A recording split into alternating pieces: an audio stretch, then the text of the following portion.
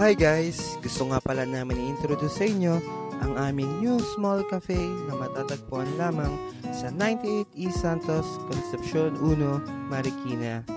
At ito nga ang Arco Cafe. So kung naghahanap kayo ng cozy at minimalistic place na pwedeng tambayan, baka suwak sa inyo ang aming lugar.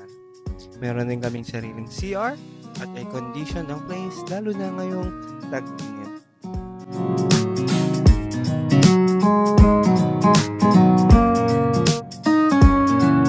Nagsiserve kami dito ng espresso-based coffee, authentic taste of Taiwanese milk tea, fried noodles, rice meals, and other snacks like burgers, fries, at iba pa.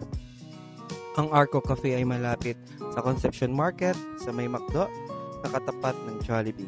Isang diretso lang sa may abangan ng mga jeep.